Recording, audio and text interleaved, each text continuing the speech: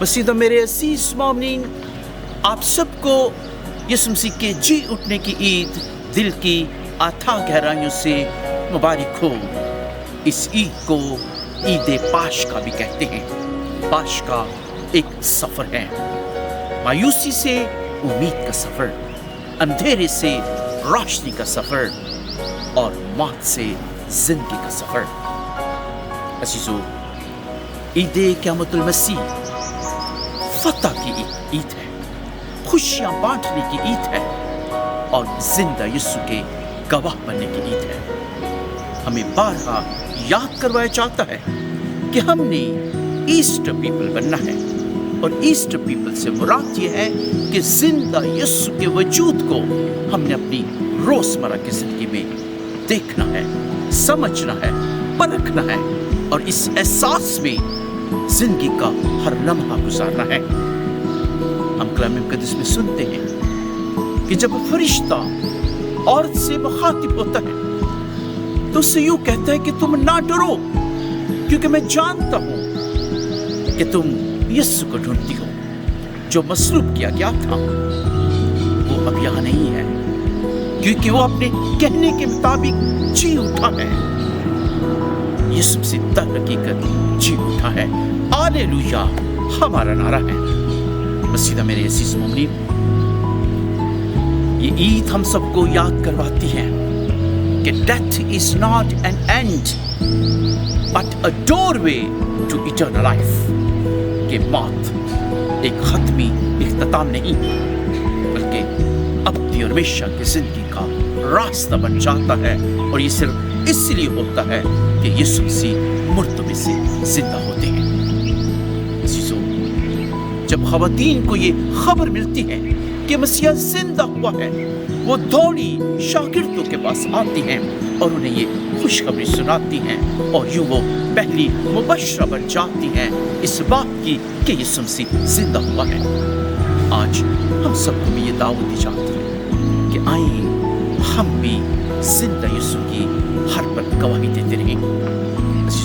ईद पाशका उम्मीद की एक ईद है और इस बात का सबूत है कि उम्मीद अभी जिंदा है और नाउम्मीदी कभी हमारी जिंदगी में नहीं आ सकती।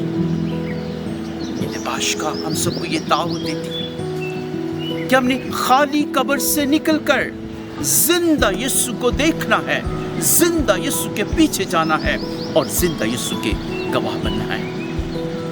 ये ईद हमें मायूसियों पर उम्मीद को तरजीह देने की दावत देती है। ये ईद हमें अंधेरे से निकलकर रोशनी में लेके जाती है और ईद पाशका हमें नफरत और झूठ से निकलकर मोहब्बत और सुलह के ब्रिज बनाने की दावत देती है। और ईद पाशका हम सबको ये दावत देती है कि हम मौत से निकलकर जिंदगी में दाखिल हो जाएं, वो जिंदगी जो हमेशा कायम रहती है। हम कलाम मुक़द्दस में सुनते हैं कि मरियम मजदली वो तड़के के अभी अंधेरा ही था, कब्र पर यीशु को देखने चाहती हैं। यूहन्ना की इंजील में जब भी अंधेरे का जिक्र किया जाता है तो ये इंसान की अपनी जात का भी अंधेरा होता है और मरियम मजदली वो अपनी जात के अंधेरे को, अपनी मायूसी को, अपनी नाउमीदी को लेके फिर भी यीशु को मिलने कब्र पर जाती हैं। और अजीजों, कब्र पर जाके जब वो यीशु की आवाज को सुनती है कि मरियम, और मरियम के लफ्ज सुनकर मरियम मजदली की जिंदगी बदल जाती है। उसका मासी अजीजों एक नई उम्मीद में दाखिल हो जाता है और वो यूं कहकर पुकारती है कि रबूनी, ए उस्ताद। और अजीजों वो यूं एक मुबशरा बन जाती है जिंदा यीशु की और दौड़ी जाती है, अपने शागिर्दों को बताती है। आज हम सबको ये दावत दी जाती है कि मरियम मजदली की तरह, दूसरी ख़वातीन की तरह आए, हम जिंदा यीशु की गवाही देते रहें और जिंदा यीशु का हमेशा प्रचार करते रहें और उम्मीद में जिंदगी गुजारते रहें। अजीजों, वो पाशका की शमा जो हमने रोशन की हमें हमेशा एहसास दिलाती रहे कि जिंदगी, उम्मीद और खुशियाँ अभी कायम है और हमारी जिंदगी में अंधेरा اور گناہ کبھی نہیں آ سکتا، کیونکہ ہم پاشکائی لوگ ہیں، ہم زندہ یسوع کو ماننے والے لوگ ہیں۔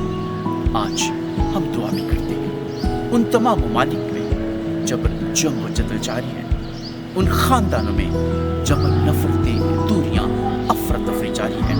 خدا پوری دنیا میں، ہمارے خاندانوں میں، ہمارے دلوں میں امن کی اور امید کی اور زندگی کی فضاؤں کو ہمیشہ قائم رکھے۔